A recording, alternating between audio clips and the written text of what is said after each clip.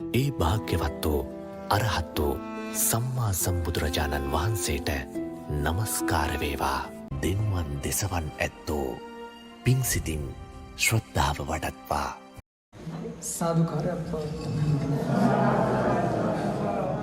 නැවත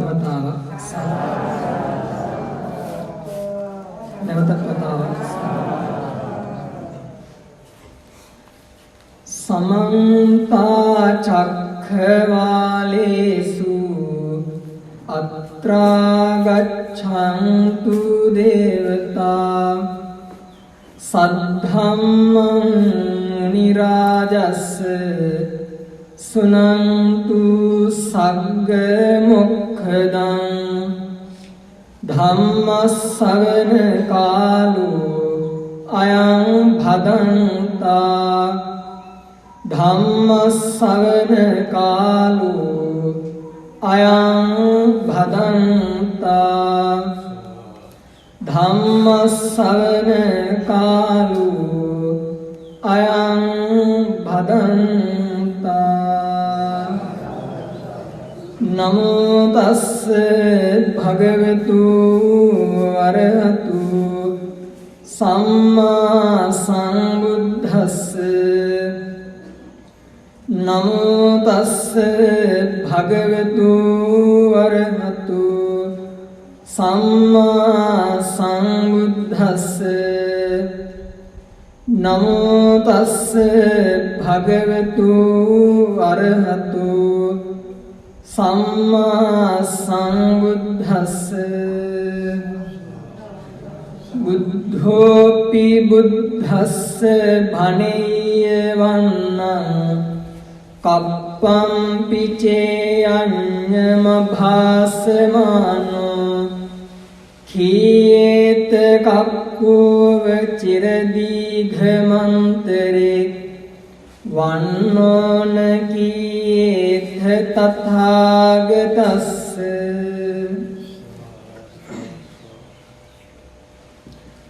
ශ්‍රද්ධාවන්ත සම්පන්න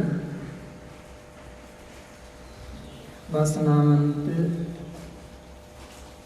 MD එමලින් ප්‍රේමවති මෑණියන්ගේ දුවදරුවන් ඥාති හිතයිෂීන් ඒ වගේම අෂ්ටාංග උපෝසථ සීලය සමාදන් වන උපාසක උපාසිකා පින්වතුනි, බෞද්ධයන් හැටියට අපට ඊටාම වටිනා පොහොය දවසක හිමිදිරි කාලය තුල ඔබගේ විහාරස්ථානයේ සිද්ධ කෙරෙන ආගමික කටයුතු අතරින් ධර්ම දේශනාවක් දේශනා කරවගෙන ශ්‍රවණය කරන්නට කල්පනා කරන අවස්ථාව. අද පොහොය දවසේදී අපි හැරිලා බැලුවොත්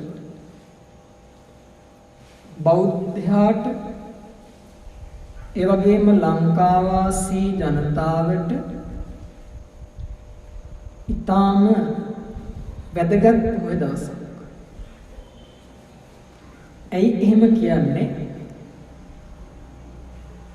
වෙසක් පොහොය දවස කරුණු 8කින් වැදගත් වන පොහොයක්.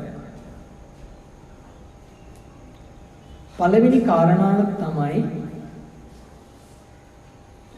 ඔබට මෙවැනි ධර්ම දේශනා ශ්‍රවණය කරන්න පන්සිල්, අටසිල්, දසසිල්, නවාංග සිල් සමාදන් වෙන්න අවස්ථාව සලසලා දුන්න බෝසතාණන් වහන්සේ සිදුහත් කුමාරයා විදිහට ලුම්බිනි සල්ලුයනේ අද නේපාලේ උත්පත්තිය ලබන්නේ දැනට වර්ෂ 2646කට පමණ පෙර අද වගේ පොහොය දවසක සිදුහත් කුමාරයා ඉපදිලා මේ වෙසක් පොහොයට අවුරුදු 2646ක් ඉක්මවලා යනවා. ඒ විතරක් නෙවෙයි අපි ත්‍රිවිධ රත්නය කියලා ගරු කරන වන්දනාමාන කරන බුද්ධ රත්නය ඒ වගේම ධර්ම රත්නය සහ සංඝ රත්නය කියන ත්‍රිවිධ රත්නයේම ආරම්භය. ඒ කිව්වේ සිදුහත් කුමාරයා අවුරුදු 29න් ගිහිගේ අතහැරලා ගිහිල්ලා අම්මලා අඬනකොට තාත්තලා අඬනකොට ඥාතීන් අඬනකොට ඔවුන් ඔක්කොටම සමුදීලා අවුරුදු 29න් ගිහිගේ අතහැරලා ගියා. ඔබ අහලා තියෙන කතාව සමහර වෙනස් ඇති. මම කියන්නේ ත්‍රිපිටකයේ තියෙන කතාව. ඔබ අහලා තියෙන කතාවට අනුව නම් ඇසළ පොහොය දවසේ රෑ හොරෙන් පැනලා ගියේ. අහලා තියෙන්නේ එහෙම නේද? අභිනිෂ්ක්‍රමණය කළේ හොරෙන්. හැබැයි ත්‍රිපිටකයේ තියෙන වෙනම කතාවක්. ත්‍රිපිටකයේ තියෙන්නේ ඔක්කොම එපා කියනකොට කියලා ගියා. මජ්ක්‍ධිම නිකායේ තියෙන සූත්‍රයක් අරිය පරියසන කියලා සූත්‍රයක්. මේ සූත්‍රේ බුදුහාමුදුරුවෝමයි කියන්නේ ඔක්කොම අඬනකොට වැළපෙනකොට තමයි මම ආවේ කියලා. ඒකට එහෙම අවුරුදු 29න් ගිහිගේ අතහැරලා ගියපු සිදුහත් කුමාරයා ප්‍රශ්න දෙකකට උත්තර හෙව්වා. ප්‍රශ්න දෙකකට උත්තර හෙව්වා. මොනවද මේ ප්‍රශ්න දෙක? පළවෙනි ප්‍රශ්නය තමයි කිං සච්ච ගවේසි. මොකක්ද ඇත්ත? ඒ කිව්වේ මම කවුද? ඔය ප්‍රශ්නෙට තමයි උත්තරය දෙන්නේ. මම කියන්නේ ඇත්තටම කවුද? කියන ප්‍රශ්නයට උත්තර හොයන්න පටන් ගත්තා. අවුරුදු 29. දෙවැනි ප්‍රශ්නය තමයි කිං කුසල ගවේසි. කුසලයේ කියන්නේ මොකක්ද? ඒ කිව්වේ මට පුළුවන් මොනවද? මම පුරුදු වෙලා තියෙන්නේ මොනවද? කියන ප්‍රශ්නයට උත්තර දෙනවා. මම කවුද කියන ප්‍රශ්නයටත් මම පුරුදු කරලා තියෙන්නේ මොනවද? මට පුළුවන් මොනවද කියන ප්‍රශ්නයටත් කියන ප්‍රශ්නවලට උත්තර දෙවුවා. කොච්චර කාලයක්ද? අවුරුදු 6ක්. ඒ අවුරුදු 6 තුල මම මේ කියන කතා සමහර වෙලාවට බහලා තියෙන කතන්දරත් එක්ක ගැලපෙන්නේ නැහැ. මම සාහිත්‍ය පැත්තකින් තියලා ත්‍රිපිටකයත් එක්ක කතා කරන්නේ. ඒ නිසා වෙනස් ඇති කතන්දර. ඒ අවුරුදු 6 තුලදී සිදුහත් කුමාරයා තවුසෙක් විදිහට ඇඳුම් පැළඳුම් ඇඳගෙන සිල් අරගෙන තවුස්දම් පුරන ගමන් ඉන්දියාව පුරා තිබ්බ ආගම් ඉගෙන ගත්තා. ඉන්දියාවේදී ආගම් ඉගෙන ගත්තා. බග්ගව කියන තවුස හම්බෙලා ඒ තවුසගෙන් ඉගෙන ගත්තා හිත ක්‍රම 4කට දියුණු කරන්න. ක්‍රම 4කට. ඒවට අපි කියන ධාන වඩනවා කියලා. භාවනාව තුළින් අධීර 4කට හිත වර්ධනය කරන්න. බග්ගව කියන තාපසයෙන් ඉගෙන ගන්නවා. මේ අවුරුදු 6ක් තුල කරන ඒවා. ඉන්දියාවේ භාගම් ඉගෙන ගත්තා. ඉගෙනගෙන බද්ධවත උසගෙන් ධාන 4ක් ඉගෙන ගත්තා. ඊට පස්සේ ගියා ආලාර කාලාම කියන තාපසය ළඟට. එයා ළඟට ගිහිල්ලා ඉගෙන ගත්තා තව කොටස් 3ක්. තව කොටස් 3ක් ඉගෙන ගත්තා. ඒ ධානය. සිත වර්ධනය කරන්න තවත් ක්‍රම 3ක් හොයාගත්තා. එයාගේ. ඒක ලැබුවා එයාගේ. මේ ටික පුරුදු කරාම මගේ ප්‍රශ්න දෙකට උත්තර හම්බ වෙනවා කියලා. ප්‍රශ්න දෙක තමයි මම කලින් කිව්වා. ඇත්තටම මම කවුද? ඇත්තටම මට පුළුවන් මම පුරුදු කරලා තියෙන්නේ මොනවද? මට ওই ප්‍රශ්න දෙකට උත්තර දැනගන්න පුළුවන්ද කියලා කිව්වා.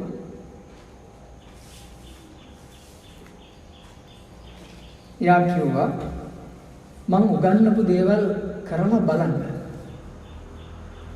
සමහර වෙලාවට හරියයි. කරලා බැලුවා.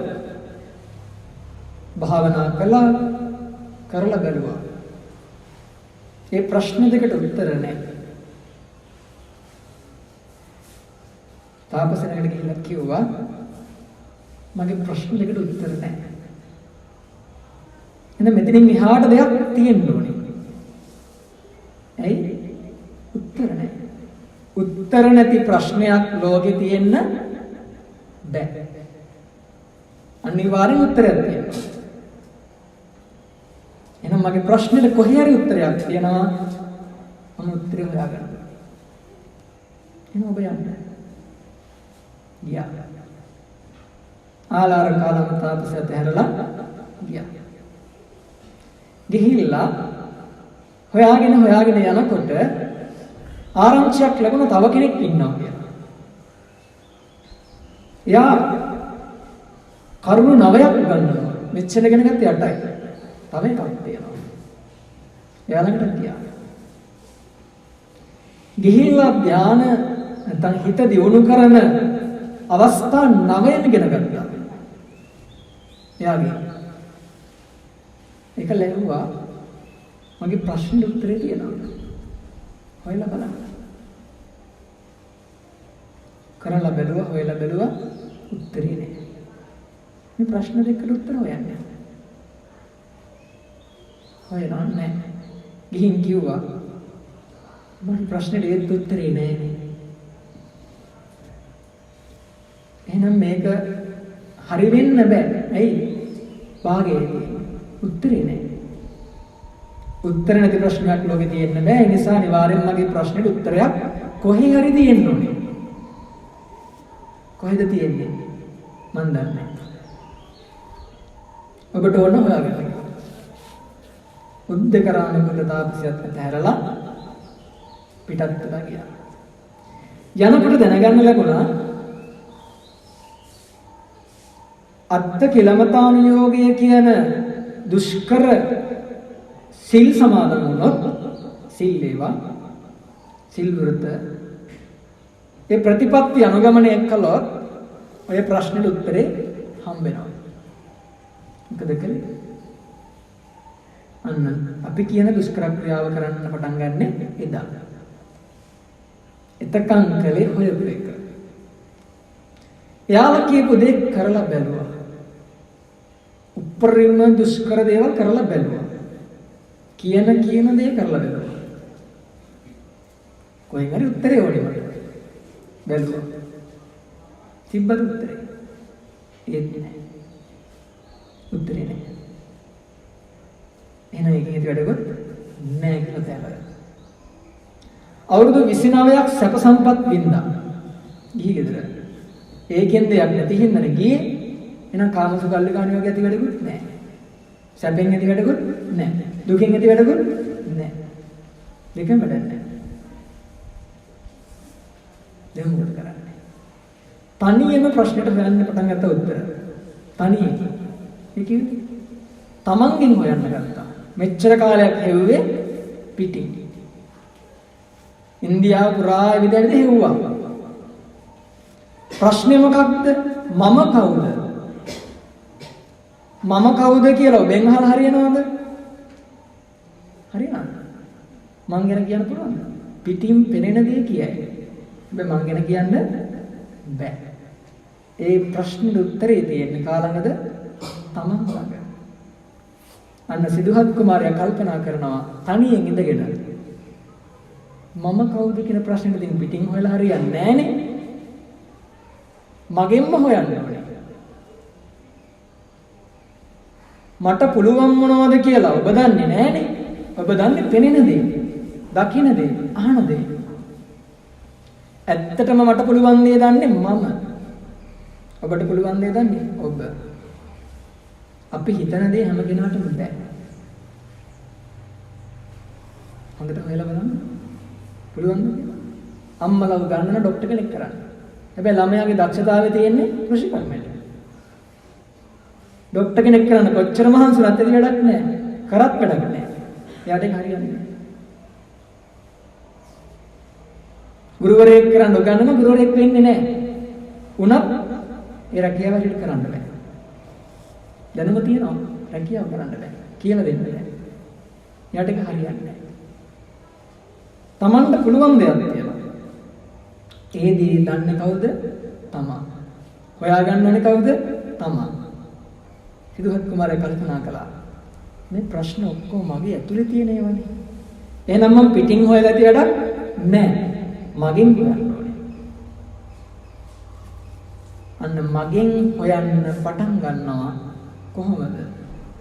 දැන් දුක විඳ දුක ඇති වැඩකුත් නැහැ, සැප විඳ සැපෙන් ඇති වැඩකුත් නැහැ. දෙකම අතහැරියා. මැද. මට ඒකත් එපා මේකත් එපා. මැදට වෙලා තමන් තුලින් ප්‍රශ්න කරන්න පටන් ගත්තා. මම කවුද? මට පුළුවන් මොනවද? මගේ හැකියාව මොකක්ද? හෙව්වා. කවද්ද? වෙසක් පොය දවසට කලින් දවසේ සුජාතාවගේ කිරිපිටු වළඳලා ඉඳගන්නේ මම මේ ප්‍රශ්න දෙකට උත්තර හොයාගෙන තමයි මෙතනින් නැගිටින්නේ කියලා. අපි ඒකට කියනවා චතුරංග සමන්නාගත වීරිය වැඩිව කියලා. මේ ප්‍රශ්න දෙකට උත්තර හම්බෙනකන් මම නැගිටින්නේ නැහැ කියලා හිතාගෙන ඉඳගත්තා. තමන්ගෙන් හොයාගන්න. ඇස් දෙක පියාගෙන කල්පනා කළා. කල්පනා කරනකොට දැනුණා ශරීරයේ ක්‍රියාත්මක වෙන්නේ එක දෙයක් කියලා. මොකක්ද? හුස්ම ගන්න එක. ජීවත් වෙන්නේ හුස්ම ගන්න එක. හුස්ම ගන්න එක. ඇඟේ උෂ්ණත්වයක් තියෙනවා. ඇඟේ උෂ්ණත්වයක් තියෙනවා. උෂ්ණත්වයයි හුස්ම ගැනීමයි පාලනය වෙන්නේ කොහෙන්ද? මනසින්. එහෙනම් මේ තුනේ සම්බන්ධතාවය හොයාගන්න ඕනේ. මොකේද? හුස්ම ගැනීමේ උෂ්ණත්වයේ මනසේ. ඔන්න ඔය සම්බන්ධතා හොයන්න ගියපේ ප්‍රතිඵල තමයි මනස මොකක්ද කියලා හොයාගන්න. අපි ඒකට කියනවා පුබ්බේ නිවාසානුස්සති ඥානය කියලා. මනසේ තියෙන දේවල් හොයාගන්නවා. තමන්ගේ හිතේ තියෙන්නේ මොනවද කියලා හොයාගන්නවා. තමන් දන්නේ මොනවද කියලා හොයාගන්නවා. අර ප්‍රශ්නවලට උත්තර එන්නේ කොහෙන්ද එන්නේ? තමන්ගෙන් එන්නේ. ඒකට කියන පුබ්බේ නිවාසානුස්සති ඥානය. මං කලින් කරලා තියෙන්නේ මොනවද? අන්න කලින් කරලා තියෙන දේවල් මත තමයි තමන්ට පුළුවන් දේ තීරණය දෙන්නේ. තමන්ගේ හැකියාව තීරණය වෙන්නේ. අනෙක් ප්‍රශ්නෙට උත්තර හරි. තව ප්‍රශ්නයක් තියෙනවා. මම කවුද? ඒක හොයාගෙන යනකොට දැන් කලින් ඒවත් හොයාගෙන ඉවරයි. පුරුදු කරපු දේවලුත් හොයාගත්තා. ඇයි මං ඒව කළේ? තමන් අහනවා. තනියෙන් ඉඳගෙන. ඇයි මම උත්තරේ? ඇයි කලේ? බුදු වෙන්න. බුදු වෙනවා කියන්නේ තේරුම් ගන්න. මොනවද? තමයි. මාව තේරුම් ගන්න තමයි මම මෙච්චර කාලයක් දඟලලා තියෙන්නේ. ඒක තමයි දැනගත්ත දේ. ඒක දැනගත්ත කී ප්‍රතිඵලය තමයි චතුප්පපාත ඥානය කියන්නේ. මරන්නේ උපදින්නේ කොහොමද කියලා දැනගන්න. ඒ දැන් ආත්ම ගාන කිය මතක් වෙන්න ගත්තනේ. කලින් කරපු ඔක්කොම මතක් වෙන්න ගත්තා. ඒ කාලේ මරුණේ කොහොමද ඉපදුනේ කොහොමද ඔක්කොම දැන් එන්න ගන්නවා පොලිමට. චුති උපපාත. චුති කියන්නේ මැරෙනවා උත්පත්ති. උපපාත කියන්නේ පහළ වෙනවා නිර්මාණය වෙනවා. මැරෙනවා උපදිනවා කියන එක තේරුම් ගත්තා. ඊට පස්සේ ඇයි මෙරි ඉපදෙන්නේ? වැඩක් නැහැ. ඉතින් මෙච්චර කාලයක් මම මැරිලා තියෙනවා. මෙච්චර කාලයක් මම ඉපදිලා තියෙනවා. හැබැයි ලැබිච්ච දෙයක් නැහැ. ඉපදෙනවා මැරෙනවා. ඉපදෙනවා මැරෙනවා. වැඩක් නැහැ. ඇති වැඩක් නැහැ. ඉගෙන ගන්නවා වැඩක් නැහැ. රැකියාවක් කරනවා වැඩක් නැහැ. කාජ සම්පත් ලැබෙනවා වැඩක් නැහැ. මැරෙනවා. ආයෙ කොහෙර ගිහලා මුලින්ම යනවා. මේක නතර කරන්න ක්‍රමයක් හොයන්න ගත්තා. කොහොමද නතර කරන්නේ? අන්න නතර කරන ක්‍රමේ ආසවක්ඛය ඥාන. ත්‍රිවිද්‍යා ඥාන කියන නොවට. ආසවක්ෂය ඥාන. ඒ සම්බන්ධතාවය කඩන විදිහ. කනෙක්ෂන් එක ගලවන විදිහ. බල්බ් එකම කනෙක්ෂන් එක ගලවලා දාන්න නිවිල යනවා. කනෙක්ෂන් එක ගලවන විදිහ. සම්බන්ධතාවය කඩන විදිහ. ආසවක්ඛය ඥාන. තේරුම් ගන්න. ඔකට කියනවා මොකක් කියලා? බුද්ධ කියලා. බුදු වෙනවා. අභිඤ්ඤයං අභිඤ්ඤාතං භාවේ තබ්බංච භාවිතං පහා තබ්බං පහේනම්මේ තස්මා බුද්ධෝස්මි බ්‍රාහ්මණ. මම බුදු කෙනෙක් කියලා කියන්නේ අභිඤ්ඤයං අභිඤ්ඤාතං. දැනගන්න ඕන ප්‍රශ්නෙට උත්තරේ මම දැනගත්තා. මම කලින් කිව්ව ප්‍රශ්න මොනවද කියලා උත්තර ටිකක් මම කිව්වා. අභිඤ්ඤයං අභිඤ්ඤාතං භාවේ තබ්බංච භාවිතං. පුරුදු කරන්න ඕන දේවල් මම පුරුදු කරලා තියෙනවා. භාවේ තබ්බංච භාවිතං පහා තබ්බං පහිනම්මේ. කනෙක්ෂන් එක මම ගලවලා තියෙනවා. අතහරින්න ඕන දේ ගලවලා දාලා තියෙනවා. කනෙක්ෂන් එක ගලවුවා. පහා තබ්බං පහිනම්මේ තස්මා බුද්ධෝස්මි බ්‍රාහ්මණ. ඒ නිසා තමයි මම බුද්ධ කියලා කියන්නේ. අන්න බුද්ධත්වය. ඒ බුද්ධත්වය ලබන්නේ අද වගේ පොහොය දවසක්. වෙසක් පොහොය දවසක්. තුන්වෙනි කාරණය ඒ බුද්ධත්වයේ ලැබපු බුදුහාමුදුරුවෝ අපිට බණ කිව්වනේ. ඇයි බණ කිව්වේ? ඇයි බණ කිව්වේ? නිකන් ඉන්න බැරුවද? එහෙනම් ඇයි බණ කිව්වේ? මොකද්ද සත්‍ය? ඔය වෙල්වට අරන් කියන්න එපා. මම ප්‍රශ්න උත්තරේ කිව්වා ඉස්සෙල්ලා. සත්‍ය කියන්නේ මම කවුද කියලා දැනගන්න එක. තමන් කවුද කියලා දැනගන්නයි බුදුහාමුදුරු බණ කියන්නේ. ඒ නැතුව ලෝකෙ ගැන හොයන්න නෙවෙයි. තමන් කවුද කියන ප්‍රශ්න උත්තර වෙන ලෝකේ තියෙන අමාරුම ප්‍රශ්නයක් ඕක. අමාරු ප්‍රශ්නයක්. උත්තරේ දැනගත්තත් කියන්න බෑ. ඔය ප්‍රශ්නෙට උත්තරේ දැනගත්තත් කියන්න බෑ. පුළුවන් කෙනෙක් ඉන්නවනම් කියන්න. තමන් කවුද කියලා හඳුන්වා දෙන්නවට නම නෙවෙයි. ඇයි නම නෙවෙයි කියන්නේ? උපදිනකොට නම අරන් ආවද? ඉපදුනාට පස්සේ ලංකාවේ නම් ඉපදිච්ච වෙලාව බලලා ඔය කවුරුර කේන්ද්‍ර හදන කෙනෙක්ට කියලා කේන්ද්‍රය හදලා අකුරු බලලා නැකත් බලලා දින බලලා තිथි බලලා වේලාව බලලා නක්ෂත්‍ර ගලපලා අකුරු ටික දෙනවා. දිනේට මේ අකුරු ටික, නැකතට මේ අකුරු ටික, ඊට පස්සේ ලග්නෙට මේ අකුරු ටික, තිථියට මේ අකුරු ටික, පංචාංගෙට මෙන්න මේ අකුරු ටික කියලා අකුරු ටිකක් දෙනවා. ඔය අකුරු ටික අරගෙන නම දෙන්න කවුද? එක්කෝ අම්මා, එක්කෝ තාත්තා, එක්කෝ ඉස්සර නම් පන්සලේ හාමුදුරුවෝ. එහෙම නැත්තම් පිළිගත්ත මිනිස්සෙක් කවුරු හරි. එහෙම නැත්තම් ඒත් කේන්ද්‍ර හදන කෙනෙක්ම තමයි. නම දෙන්නේ. එහෙනම් තමන්ගේ නම ඒකද? නෑ. ඒ නම දීලා දෙන වෙන කෙනෙක්. ඒකම නමෙන් නෙවෙයි හඳුන්වා දෙන්න ඕනේ. මම කවුද කියලා. එහෙනම් රැකියාවයි. එහෙමද? රැකියාව මේ ඉතර හම්බෙච්ච එකක්. ඉපදෙනකොට රැකියාව කරන් ආවේ නෑ. ඉපදෙනකොට භාෂාවක් කරන් ආවේ නෑ. ඉපදෙනකොට කතා කරේ නෑ. භාෂාවක් කරන් ආවේ නෑ. ආගම නෑ. ජාතිය ඒත් නෑ. රටක් දන්නෙත් නෑ. රටක් ගැන දන්නෙත් නෑ. මේ එකකින්වත් තමන් හඳුන්වා දෙන්න බෑ. මයිකයි කිව්වේ උත්තරේ දැනගත්තත් කියන්න බෑ. කියන්න බෑ. මේකේ ලෝකේ අමාරුම ප්‍රශ්නේ කියන්නේ. ඔකට. හැබැයි උත්තරේ දන්නවා නම් එයාට ප්‍රශ්න නැහැ.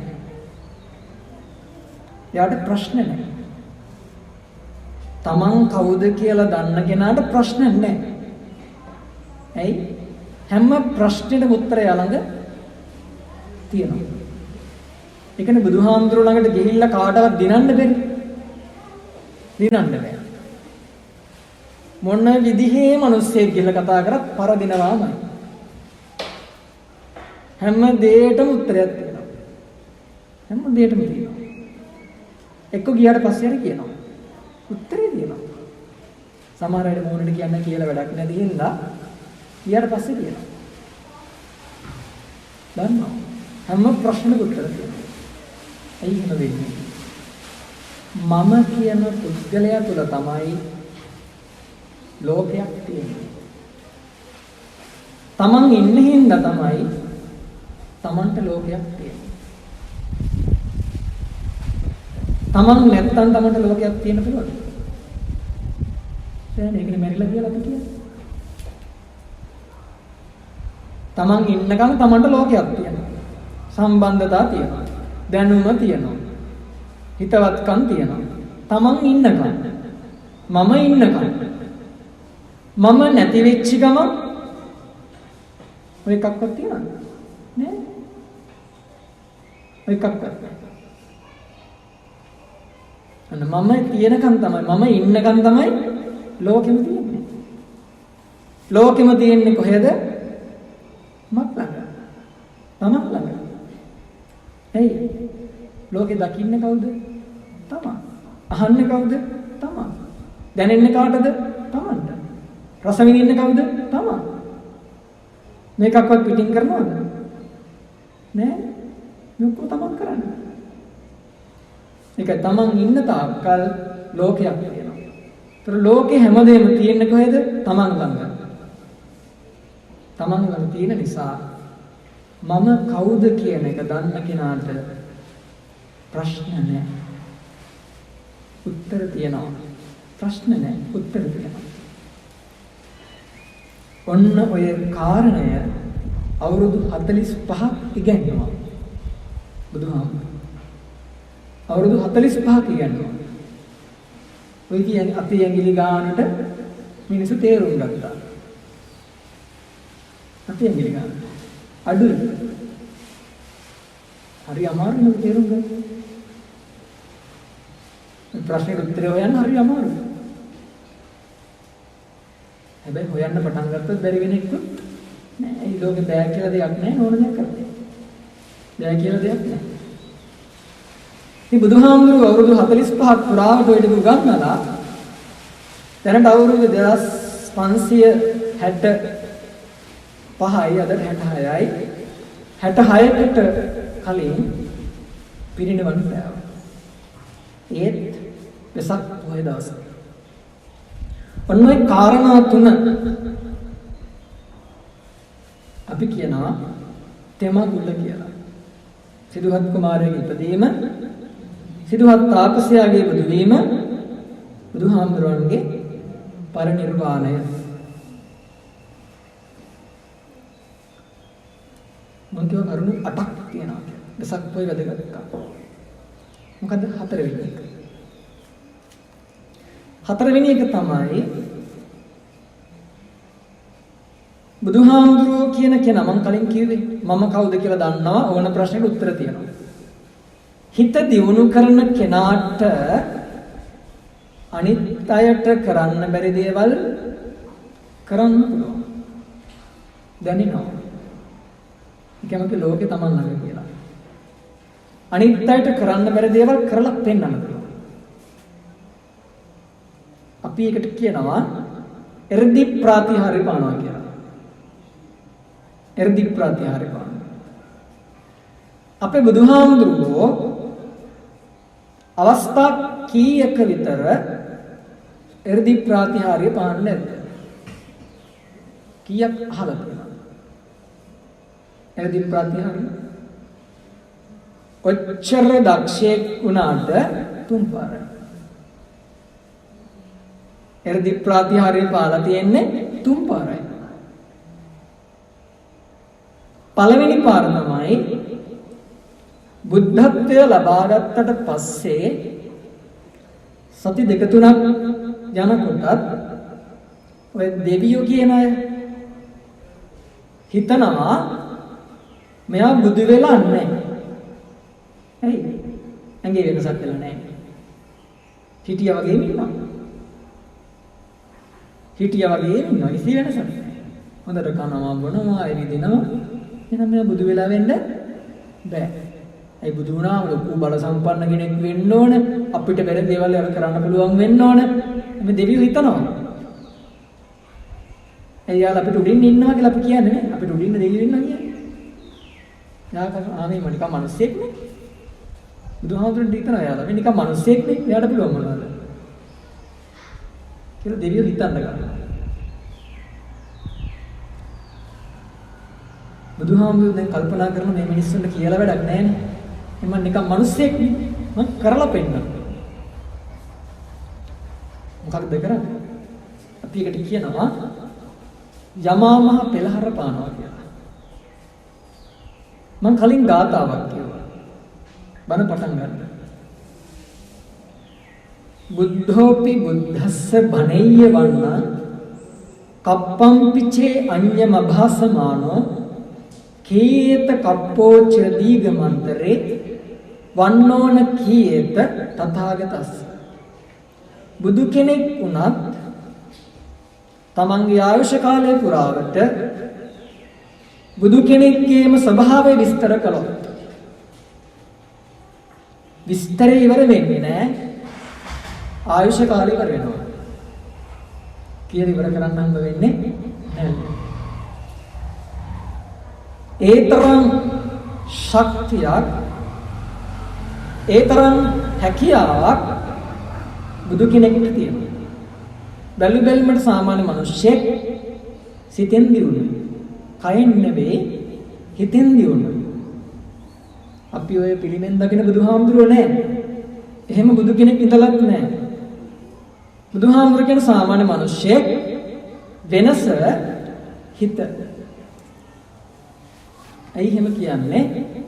දීඝනිකායේ තියෙනවා ත්‍රිපිටකයේ පළවෙනි කොටස සූත්‍ර පිටකයේ පළවෙනි පොතේ දෙවැනි සූත්‍රය සාමාන්‍ය ඵල සූත්‍රය. ඔය සූත්‍රයේ තියෙනවා කතාවක් අජාසත් රජුරෝ බුදුහාමුදුරුවෝ හම්බෙන්න යනවා. ජීවක කියන ඇදුරුතුමත් එක්ක තමයි යන්නේ. ගිහින් බලනවා බුදුහාමුදුරුවෝ ගැන ලොකු විස්තර අහලා තියෙනවා. වෙන ඕනම කෙරුමක් ඇවිල්ලා පෙරදිලා යනවා කියලා අහලා තියෙනවා. මම කලින් කී ඕන ප්‍රශ්න උත්තර තියෙනවා මොන යකාවත් දිනනවා. යක්කු ආවත් දිනනවා, දෙවියෝ ආවත් දිනනවා, සත්තු ආවත් දිනනවා. කවුරු ආවත් පරදින්නේ නැහැ. එහෙනම් නිකම් මිනිස්සෙක් වෙන්න බෑනේ. අර දෙවියෝ හිතුවා කියලා මේ මෙහෙම හිතන්නේ. රජු හිතනවා. අජාසත් රජු. මගේ තාත්තත් වැන්දයි මිනිස්සයාට. කොසල් රජුත් වැන්දයි මිනිස්සයාට. නිකම් මිනිස්සෙක් වෙන්න බෑ. දැන් මොන බුදුහාමුදුරුවෝ හිටපු ආරාමේ ළඟට ගිහිල්ලා වේළුවන ආරාමයට ගිහිල්ලා එළියෙන් බලනවා අමුතු මිනිස්සෙක් ඉන්නවද කියලා. මේ අහලා තියෙන කතන්දරත් එක්ක අමුතු මිනිස්සෙක් ඉන්නවද කියලා. නෑ. අමුතු මිනිස්සෙක් පේන්නේ නැහැ. ජීවකගෙන් අහනවා ඔව් මේ බුදුහාමුදුරුවෝ කියන කෙනා කොයිද ඉන්නේ? නෑනේ පේන්නේ. ඒ අර ඉන්නේ ජීවකගෙන් අර ඉන්නේ කො අර කනුවට හේතු වෙලා ඉන්නේ බලන්න කනුවට අපි නිකන් ඔය දොරකට හේතු වෙලා ඉන්නවා නේ කනුවට හේතු වෙලා බුදුහාමුදුරුවෝ නිකන් ඉන්නවා නිදහස ජීවක කියනවා අර කනුවට හේතු වෙලා ඉන්නේ බුදුහාමුදුරුවෝ තමයි රජු නමුත්ක් නෑ ඒ මිනිස්සෙක් තමයි ගිහිල්ලා බුදුහාමුදුරුවන්ගේ ශ්‍රමණයාගේ තියෙන විශේෂත්වය මොකක්ද? ශ්‍රමණ ඵල, සාමාන්‍ය ඵල. ශ්‍රමණයාගේ තියෙන විශේෂත්වය මොකක්ද? ඒකට දිග උත්තරයක් දෙනවා බුදුහාමුදුරුවෝ. දීඝනිකාය සූත්‍රයක් දිග සූත්‍රනේ දෙන්නේ. ඒ නිසා මම සූත්‍ර විස්තර කරන්න යන්නේ නැහැ. මම කියාගෙන ආපු කතාව ඉවර කරන්න එපා. මම කියන්න ගත්තේ අපි දකින බුදුහාමුදුරුවෝ නෑ සාමාන්‍ය මිනිස්සු. හිතෙන් වෙනස්. හිත දියුණු වෙච්ච කෙනෙක්. දෙවියෝ බැලුවා හිත පේන්නේ නෑනේ. ඇඟෙන් බලනකොට නිකන් මිනිස්සෙක්. බුදුහාමුදුරුවෝ කල්පනා කරලා දැන් මෙයාලගේ මානෙ බිඳින්න ඕනේ. මට පුළුවන් දේවල් පෙන්වන්න ඕනේ. නිකන් කිව්වට වැඩක් නැහැ. යමාමා පෙළහරපා. මොකක්ද යමාමා පෙළහර කියන්නේ? බුදු කෙනෙක්ට පුළුවන් කියන්නේ හිත දියුණු කරපු කෙනෙක්ට බුදු කෙනෙක්ගේ මට්ටමට හිත දියුණු කරන මට්ටම අංශික 9ක් තියෙනවා. ඊට අමතරව සෝහාන් සකදාගාමික තවත් 8ක් තියෙනවා. ඒ අධීරයෙන් අධීරයට දියුණු කරන තමන්ගේ ශක්තිය වැඩි වෙනවා. ඉතින් බුදු වෙච්ච කෙනාගේ ශක්තිය ඉහළම තියෙන ශක්තියක්. ඒ කෙනාට පුළුවන්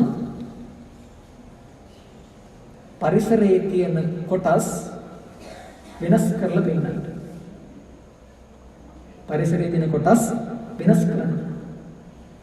යමාමා බෙලර කියන්නේ ඒකට. කොටස් දෙකක් එකපාර වෙනස් කරනවා. එක තප්පරයකට 100 වතාවක් විතර වෙනස් කරලා පෙන්වන්න පුළුවන් එක දෙයක්. අර ටීවී එක වගේ හරියට. ටීවී එකේ තියෙන එක ලයිට් එකයි. පරණ ටීවී එකක් ගලවලා බලනවා. එක බල්බ් එකයි තියෙන්නේ. එක බල්බ් එකෙන් තිරේ ඉස්සරහා චිත්‍ර කීයක් පෙන්වනවද? එක තප්පරයකට. අපේ හැඩ චිත්‍ර කීයක් පෙන්වනවද? එක බල්බ් එකකින්. කැඩිච්ච ටීවී එකක් බලන්න එක ඉරක් නේ තියෙන්නේ. මැදින් ඉරක් කියන්නේ. එක බල්බ් එකයි. චිත්‍ර කීයක් පෙන්වනවද? එක තප්පරයකට. ඒ වේගින් බුදුහාමුදුරන්ට පුළුවන් ලෝකේ තියෙන කොටස් දෙකක් වෙනස් කරන්න. මොනවද? තේජෝ උෂ්ණත්වය. උෂ්ණත්වය වෙනස් කරලා පෙන්වන්න පුළුවන්. ඊළඟට ආපෝ සීතල ගලන බව ගලන දේවල් වෙනස් කරන්න පුළුවන්. සීතල ගලන දේවල් වෙනස් කරනවා. උෂ්ණත්වය වෙනස් කරන්න පුළුවන්. ගලන දේවල් වෙනස් කරන්න පුළුවන්. ටීවී එකේ වේගෙන් මම මේ කියන්නේ. ඒක අපිට කියන්න වචන නැහැ. ඒ වේගෙ කොච්චරද කියලා. මිලි තප්පර කියන්නත් බෑ. ඊටත් වඩා ඉක්මනට කියනවා. තා වේගවත්. කොච්චර වේගවත්ද කියනවා ටීවී එකේ චිත්‍රය අඳිනකොට අපිට එක බල්බ් එකේ එළිය පේන්නේ නැහැ වගේ. බුදුහාමුදුරුවෝ මේ කොටස් දෙක එකපාර වෙනස් කරනකොට වෙනස් වෙන්නේ කොහොකද කියලා හොයාගන්න බෑ. සාමාන්‍ය කෙනෙක්ට. හොයාගන්න බෑ. මොකද්ද වෙනස් වෙන්නේ කියලා. ඒ නිසා පිටින් බලන මිනිස්සයාට පේනවා ගිනි ගන්නවා. තේජෝ උෂ්ණත්වය වෙනස් කරනවා. උෂ්ණත්වය වෙනස් කරනවා පරිසරය. එයාට පෙනෙනවා ගිනි ගන්නවා. ඇස් වලින් ගින්දර පිට වෙන්නේ. ඇගෙන් ගින්දර පිට වෙන්නේ ගිනි ගන්නවා. ඇයි? උෂ්ණත්වය වෙනස් කරන එක. අදටත් ඉන්දියාවේ ඉන්නවා ඇඟේ උෂ්ණත්වය වෙනස් කරගෙන ජීවත් වෙන මිනිස්සු. ඍෂිවරු. භාවනා ශක්තියෙන් කරන්නේ. සිතින්. මේ පල්ලෙහා මට්ටමේ මේ බුදුහාමුදුරුවෝ නිකල මට්ටමේ කෙනෙක් කතා කරන්නේ. ඍෂිවරුත් කියන බුදු කෙනෙක් කියන එක අහන්න ලැබෙන්නේ කලාතුරකින්. බුද්ධ කියන කෙනාට බැරි දෙයක් නැහැ. ඍෂිවරු. එතකොට ඒ බුදුහාමුදුරුවෝ ගැන මේ කතා කරන්නේ. ඇඟේ උෂ්ණත්වය ඒ තරම් වේගෙන් වෙනස් කරනකොට පිටින් බලන මිනිස්සයාට පේනවා කන් වලින් ගින්දර පිට වෙනවා. ගිනි ගන්නවා. මුළු ඇඟම ගිනි ගන්නවා. ගිනි දැල් තමයි විසි වෙන්නේ නේ. ඒ විතරක් නෙවෙයි මං කර කොටස් දෙකක් වෙනස් කරනවා කියන්නේ. අනිත් ඒ ගලන, වැగిරෙන ගතිය, ගලන ගතිය, සීතල, ජලය. පිටින් බලන මිනිස්සයාට පේනවා අර ගින්දර අස්සෙම මොනවද පිට වෙන්නේ? වතුර. ඇඟේ තියෙන වතුර එළියට පිට කරනවා පේනවා. මේ දෙකම එකට තියෙන්න බෑනේ. ගින්දර තියෙන තැන වතුර තියෙන්නේ, වතුර තියෙන තැන ගින්දර තියෙන්නේ. පිටින් බලන මිනිස්සුන්ට පේන්නේ මේ දෙකම එකට තියෙනවා. දෙකම ගලනවා. උෂ්ණත්වය වැඩි හින්දා ගිනි ගන්නවා. ඒ ගිනි ගන්න එක ඇස්සේ සීතල වැඩි වෙලා ජලය ගන්නවා. ඒ තරම් ඉක්මනට ඔය දෙක වෙනස් කරන්න පුළුවන් එකම කෙනා බුදුහාමුදුරුවෝ. එකයි කිය යමා මහ පෙළහර පාන්න පුළුවන් බුදු කෙනෙක්ට විතරයි. එකයි කිය බුදු කෙනෙක් විස්තර කළා විස්තර කරලා ඉවර කරන්න බෑ. ඒ නිසා මට කොහොමද මම කෙටියෙන් විස්තර කළේ. එදා දෙවියන්ට පෑවා. යමා මහ පෙළහර දෙවනි වතාවට කිඹුල්වත් නුවරදී තමන්ගේම ඥාතීන්ගේ මානය විඳින්න උඩඟුකම කඩන්න දෙවනි වතාවට පාන්නේ අද වගේ වෙසක් පොය දවසේ. ඔය තමයි හතරවෙනි කාරණේ. වෙසක් පොය. ඉපදීම බුදු වීම පිරිනුවම් පෑම දෙවනි වතාවට යමා මහ පෙළහර පෑම. අවස්ථා තුනයි පාන්නේ ඔය දෙවනි අවස්ථාව. කරුණු හතරක් හරි. පස්වෙනි කරුණ අපිට වැදගත්. බුදු වේලා අවුරුදු 8කට පස්සේ මණියක් හිත කියන වෙලෙන්දගේ නාග කියලා කියන වෙලෙන්දට එතන නයින්ට නෙවෙයි වෙලෙන්දු වෙලෙන්දා නාගයා ඒ ආරාධනාවෙන් බුදුහාමුදුරුවෝ තුන්වෙනි වතාවට කැලණියට වැඩම කරන්නේ අද වගේ වෙසක් පොය දවසේ. ඔය තමයි පස්වෙනි කරුණ. හයවෙනි කරුණ අදින් අවසන් වන ශ්‍රීපාද යුගය ආරම්භ කරන්නේ නැත්නම් ශ්‍රීපාද ලාංඡනය පිහිටුවන්නේ අද වගේ වෙසක් පොය දවසේ. හත්වෙනි කාරණය මොකක් වෙන්නද? බුදුහාමුදුරන්ට හිටියා උපස්ථායකයෙක් උදව් කරන්න කෙනෙක්. ඒ තමයි අපි කියන ධර්ම භාණ්ඩාගාරික කියලා. මුළු ධර්මෙම කටපාඩම් කරගෙන හිටපු කෙනා. ඒ විතරක් නෙවෙයි ධාරණ ශක්තියෙන් ඉහළම කෙනා. කියන ඕන දෙයක් එකපාරක් අහනකොට කටපාඩම් වෙනවා. ලංකාවේ හිටිය එක්කෙනෙක් දෙපාරක් කිව්වොත් කටපාඩම් වෙනවා. තොටගමුවේ රාහුල දෙපාරක් කිව්වොත් කටපාඩම්. මේ කියන කෙනාට එකපාරක් අහුනොත් කටපාඩම්. මතක ශක්තිය. කවුද?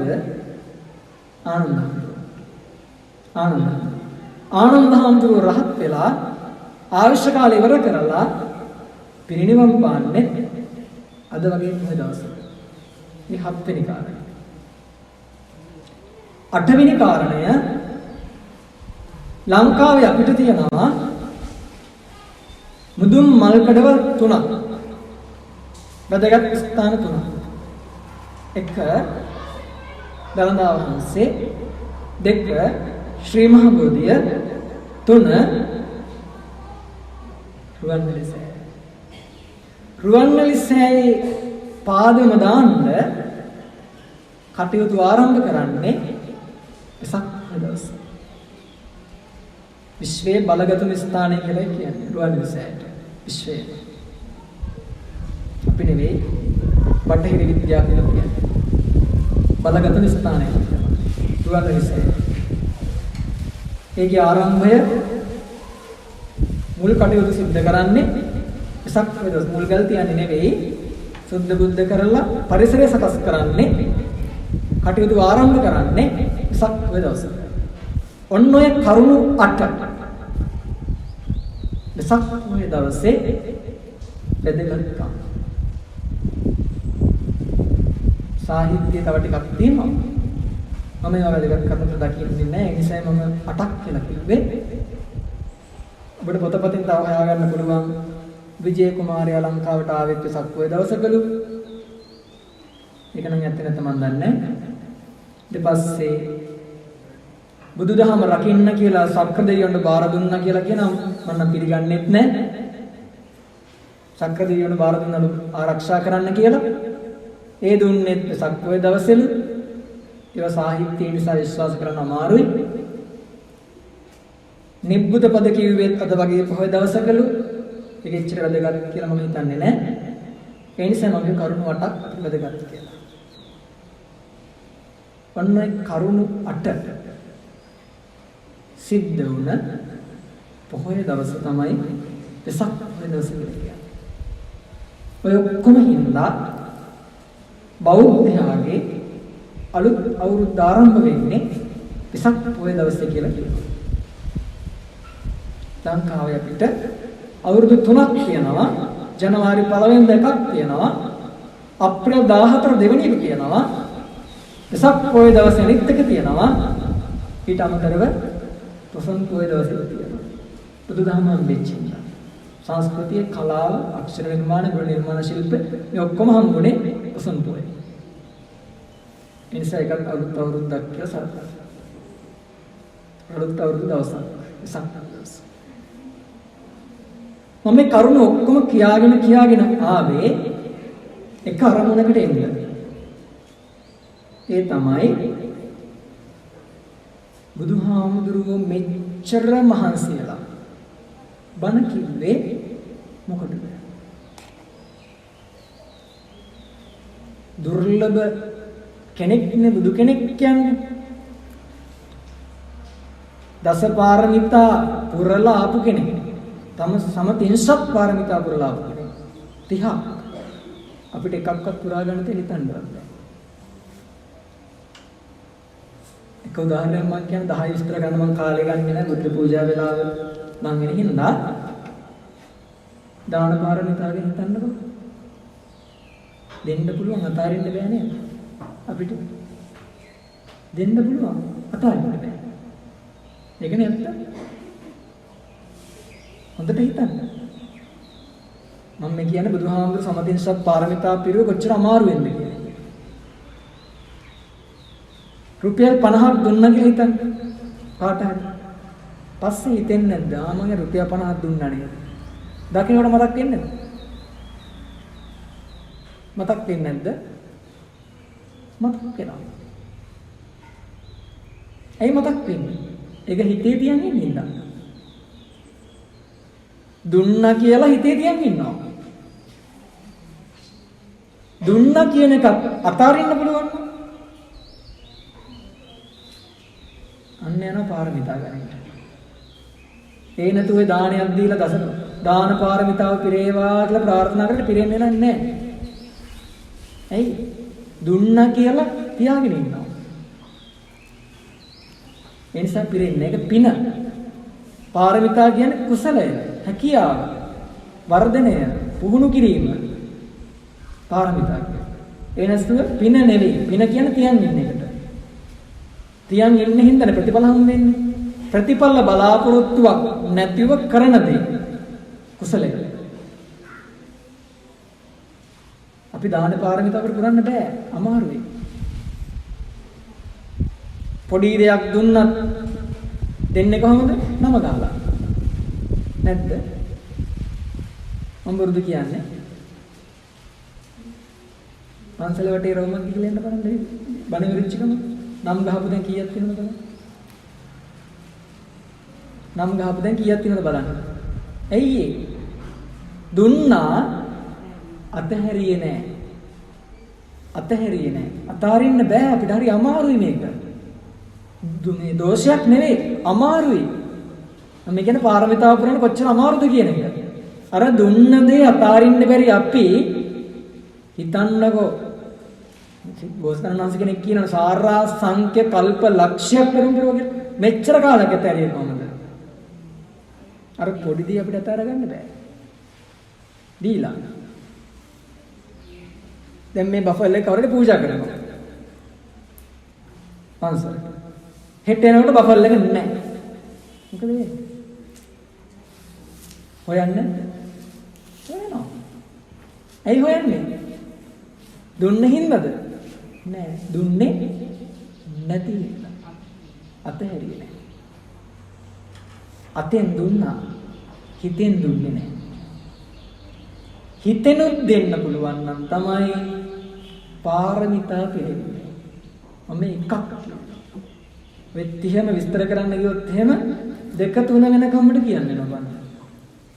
එකෙන් එකට විස්තර කරන්න ගියොත්. ඒකට හේතුව මම උදේ බණ කියලා කියනකොට දස පාරමිතා ගැන මම කෙටියෙන් විස්තර කරා ඒත් ප්‍රයමට මදි වුණා. ඒකේ මම කියන 2 3 වෙනකම් කියන්න වෙනවා කියලා. දැන් මෙච්චර කියලා විනාඩි 50ක් විතර ගිහිලි ඉවරයි. දැනටම මම උදාහරණයක් කිය කොච්චර අමාරුද කියලා. සීල පාරමිතාවක් ගන්නකො. එක සිල්පදයක් කඩන්න නැතුව සතියක් රකින්න පුළුවන්ද? එකක්. පන්සිල් පැත්තකින් තියන්නකො. අටසිල් පැත්තකින් තියන්නකො. එකක්. කඩන්න නැතුව සතියක් පුළුවන්ද? අමාරුයි. මාසයක් ඊට වඩා අමාරුයි. අවුරුද්දක් ඊටත් වඩා අමාරුයි. ජීවිත කාලෙම එකක් ඔච්චර අමාරු නම් හිතන්න සීල පාරමිතා පිරුවේ කොහොමද කියලා. පන්සිල් පද පහ රකින්න බැරි අපි සීල පාරමිතා පුරන්න කතා කරනවා. උදෙත් ගන්නවා, දවලුත් ගන්නවා, රැයටත් ගන්නවා, පහුවදා උදෙත් ගන්නවා, පහුවදා දවලුත් ගන්නවා, ආයෙ රැයත් ගන්නවා. අවුරුද්ද දවස් 365යි 365 1000කට වඩා පන්සිල් දරන්න තියෙනවා. මොන සීල පාරමිතාවද? ජීවිත කාලයටම එකපාරක් අරගෙන සමාදන් වෙලා රකින්න ඕන පංචශීලය අවුරුද්දට 1000 වතාවක් කරනවා. ඒ කියන්නේ 1000 වතාවක් කඩලා තියෙනවා. කැඩෙන නිසායි ගන්න. ඔබ අද පන්සිල් ගන්න කැඩුන් නැත්තම් හෙට ආය ගන්න ඕනේ. හෙට ගන්න ඕනේ. කැඩිච්ච දවසට ගන්න. ගණන් හදලා බලන්න මම කොච්චර කාලයක් ඒ සිල්පද කරක්ටද කියලා. Taman සතුටක් ඒදාට. නැතුව හැමදාම ගන්න පුරුදු වෙන්න එපා 500. ඒක රැවටීමක්. කාවද? Tamanද? ඇයි? හිත පුරුදු කරලා තියෙනවා චාරිත්‍ර සීලය, පංච සීලය. පන්සිල් ගන්න සිරිතට. චාරිත්‍ර සීලය, පංච සීලය. පන්සිල් ගන්න සිරිතට. රකින්න නෙවෙයි. ඒ නිසානේ ලොක්කන් ඉඳන් හොරකම් කරන්නේ. බොරු කියන්නේ. ජනාධිපතිගෙන් හොරකම් කරන්නේ නේද? චාරිත්‍ර සීලය. ගන්නවා. රකින්නේ. හිත පුරුදු වෙලා ඒකට. වංචාවක් කරනවා Tamanට. වංචාවට ආරින්න. සීල පාරමිතා පුරන්න කලින් පන්සිල් පද පහ කඩන්න නැතුව රැකගෙන යන්න. බලන්න දවස් කීයක් මට රකින්න පුළුවන්ද කඩන්න නැතුව කියලා. කැඩෙන සිල්පදේ විතරක් ගන්න. ඔක්කොම ගන්න ඕනෙත් නැහැ. අපි ඔය හැමදාම පන්සිල් දෙන්නේ දුන්න නැත්නම් අපිට බයින හින්දානේ. අපිට බයින පන්සිල් දුන්නේ නැහැ. ඒ නැත්නම් පන්සිල් ඉල්ලන කෙනාටයි දෙන්න ඕන. ඔක්කොටම පන්සිල් දෙන්නේ නැහැ. ඉල්ලන කෙනාට පන්සිල් දෙන්න ඕන. බණින හින්දා අපිත් කියනවා ඕන එකක් කරගන්න දෙන්න කියලා. අටසිල් ගන්නකොටත් ඉල්ලන්න ඕන.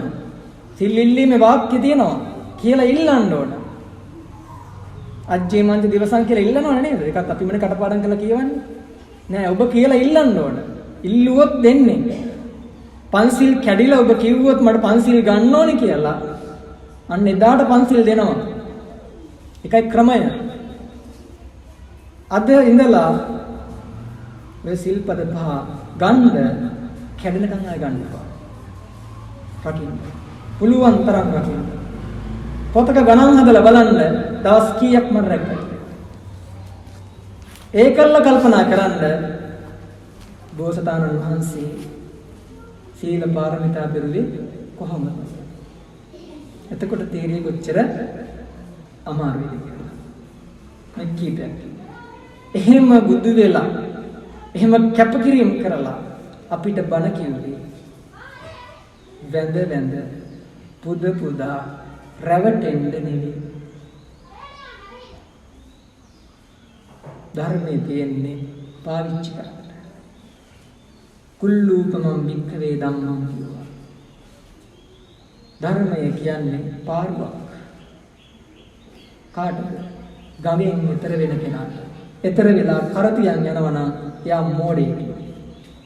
ඈතර වෙලා පාරුවට වැඳ වැඳ ඉන්නවා නම් ඒත් මෝඩෙක්. මම මේ කියන්නේ බුදුහාමුදුරුවෝ කියන්නේ. කියවන්න මජ්ක්‍ධිම නිකාය ඕපම්ම වග්ගය මේක තියෙනවා විස්තරත් එක්ක. අලගද්දුම්ම සූත්‍රය. මේක තියෙනවා. පාරුව වඳින්න එපා. පාවිච්චි කරන්න. පාරුව තියෙන පැදගෙන යන්න. ඔකට වැඳ වැඳ හිටියට ගඟෙන් ඈතර වෙන්නේ නැහැ. පාවිච්චි කරන්න. තථාගතස්ස අයං ධම්මෝ විවටෝ විරෝචති නොපටිච්චන්ද. පාවිච්චි කරොත් බබලනවා. පාවිච්චි කර නැත්නම් විනාශ වෙනවා. අද වෙලා තියෙන්නේ පාවිච්චි කරන්නේ වඳිනවා, පුදනවා, ත්‍රිපිටක පොතට අනුකූර ගන්නවා, ත්‍රිපිටක පොතේ ඉස්සරහත් පහන තියනවා, පොතටත් මල් ටික තියනවා, ඒකටත් ගිලම්පසට කඩක් තියනවා. පොත් වලට දිලඩක් තියනවා. බුදුහාමුදුරුවන්ට තියන්නේ ජීවතුන් අතර ඉන්නවා කියලා හිතාගෙන බුද්ධ පූජාව කියන්නේ. පොත තියෙනවා කියලා නම් කියන්න බෑ. පොත කියවන්න ඕනේ. ත්‍රිපිටකයේ පොත කියවන්න ඕනේ. උඩ වැඳලා වැඩක් නැහැ. ඔකට කියන්නේ මිත්‍යා දෘෂ්ටි කියලා. ආර්ය අෂ්ටාංග මාර්ගයේ පළවෙනි එකම සම්මා දිට්ඨි. ඔව් අතාරිනකන් ඉතින් ඉහාට යන්න බෑ. අතාරින්න ඕනේ. ඒ නිසා අද ඉඳලා මේක පාවිච්චි කරන්න. පාවිච්චි කරන්නේ මම කලින් ඉඳන්ම කිව්වා ප්‍රශ්න දෙකයි තමන්ගෙන් උත්තරේ හොයන්න. නිකන් ඉන්න ගම තමන්ගෙන් ප්‍රශ්නෙට උත්තරේ හොයන්න. මම කවුද? මම කලින් කිව්වා හොයන විදිය කොහොමද? උෂ්ණත්වයයි කුස්මයි සිතයි. මේ තුන කොහොමද ක්‍රියාත්මක වෙන්නේ කියලා හොයන්න. එදාට මම කවුද කියලා තේරෙයි. මට පුළුවන් මොනවද කියලා හොයන්න. තමන්ගෙන් හොයන්න. එදාට ඔබට ධර්මය අවබෝධ වෙලා තියෙවි. එදාට ඔබ රහත් වෙලා නෙදී. ඔබ තේරුම් ගත දවසට. අය අමුතුවෙන් රහත් වෙන්න ප්‍රාර්ථනා කරන්න ඕනේ. ඔය ප්‍රශ්නෙට උත්තරය ඔබ හොයන්න ගත්තොත් ඔබ නවතින්නේ රහත් වෙලා. එක්ක බුදු වෙලා. එක්ක පසේ බුදු වෙලා. ඕකට තමයි බුදුහාමුදුරුවෝ බණ කිව්වේ. අපි බණ කියන්නේ ඔබ බණ අහන්න. මම මෙතනින් එහාට ධර්ම දේශනාව කරන්නේ නැහැ. වෙලාව ඉක්මවා යන නිසා බුද්ධ පූජාව කියන්නත් වෙලාව හරි. ඒ නිසා මම ධර්ම දේශනාව මෙතනින් නවත්තන අවසාන වශයෙන් පාවිච්චි කරන්න තියෙන ධර්මය පාවිච්චි කරන්න ඔබේ ජීවිතේ විඳින්න ලස්සන ජීවිතයක් ගත කරන්න උත්සාහවන්ත වෙන්න කියන අනුශාසනාව සිද්ධ කරනවා. අපි දැන් කල්පනා කරමු අද වෙසක් පොහොය දවසේ උදේ කාලයේ ධර්ම දේශනාවක් දේශනා කරවගෙන ඔබ කල්පනා කළේ දැනට වර්ෂයකට පමණ පෙර මේ පරිලව ගිය MD එමලින් ප්‍රේමවති මෑණියන්ට ඒ වගේම පියතුමන්ට ඇතුළු ඔබ නමින් මිය ගිය සියලු ඥාතීන්ට පින් අනුමෝදන් කිරීමේ මූලික බලාපොරොත්තු වෙත. එසේනම් අපි කල්පනා කරමු ධර්ම දේශනාවක් දේශනා කරවගෙන ධර්ම ශ්‍රවණය කරලා දේශනාමය වශයෙන් ශ්‍රවණමය වශයෙන් ධර්ම දානමය වශයෙන් ඔබ සිද්ධ කරගත්ත සිද්ධ කරගන්න මේ සියලුම පින් දහම් ඒ වර්ෂයකට පෙර මිය ගිය MD එමලින් ප්‍රේමවති මෑණියන්ට ඒ වගේම මේ පවුලේ පියතුමන්ට ඇතුළු වර්ග પરම්පරානුගත මියගිය පින් බලාපොරොත්තු වෙන සියලු ඥාතීන්ට මේ පින් අපි අනුමෝදන් කරමු අනුමෝදන් වෙත්වා සියලු ඥාතීන් තමන් කළා වූ පිනක්සේ මේ පින්කම් දකිත්වා අනුමෝදන් වෙත්වා දුකින් අත මිදේවා උතුම් නිවන පිණිස හේතු වාසනාව ලබත්වා සාදු කියලා පින් අනුමෝදන් කරනවා. ඒ වගේම පින් බලාපොරොත්තු වෙන පින් කැමැති සියලු දෙවියෝ මේ පින් අනුමෝදන් වෙත්වා සියලු අමනුෂ්‍ය කොට්ටාශයන් මේ පින් ලබත්වා සියලු සත්වයෝ මේ පින් ලබත්වා තමන් කළා වූ පිනක්සේ අනුමෝදන්ව තම තමන්ගේ ආත්ම භාව සපවත් කරගනිත්වා කියලා සාදු කියලා පින් අනුමෝදන් කරනවා. අවසාන වශයෙන් ධර්ම දේශනාවට දායකත්වයේ ගත්ත MD එමලින් ප්‍රේමවති මෑණියන්ගේ දුවා දරුවන් ඥාති හිතයිෂීන් ඒ වගේම උපාසක උපාසිකාවක හැම දිනාට උතුම් ත්‍රිවිධ රත්නයේ ආශිර්වාදය දෙවියන්ගේ දේව රැකවරණය ධර්මානිසංස ශක්තිය නිරන්තරයෙන් ලැබේවා සබහාධාමයේ ආශිර්වාදය ලැබිලා කායිකව මානසිකව නිදුක් බව නිරෝගී බව චිරජීවනයේ උදා කරගන්නට අවශ්‍ය කායික මානසික ශක්තිය ධෛර්ය වාසනාව උදා වේවා සාර්ථක ජීවිතයක් ගත කරලා මෙලවදීම ධර්මාවබෝධය පිණිස සත්‍ය අවබෝධය පිණිස මේ ශක්තියෙන් හේතු වාසනාම වේවා කියලා ප්‍රාර්ථනා කරගෙන මම වැඳගමු. සබ්බීතියෝ විවජ්ජන්තු සබ්බ රෝගෝ විනස්සතු මාතේ භවත්වන්තරායෝ සුඛී දීඝායුකෝ භව අභිවාදන සීලිස්ස නිච්ඡං වද්දාපචායිනෝ චත්තාරෝ ධම්මා වඩ්ඩಂತಿ ආයුවන්නෝ සුඛං බලං ආයුරාෝග්‍ය සම්පatti සග්ග සම්පatti මේවච අතෝ නිබ්බාන සම්පatti ඉමිනාතේ සමිජ්ජතු සිනාට තෙරුවස මෝහක්ඛයෝ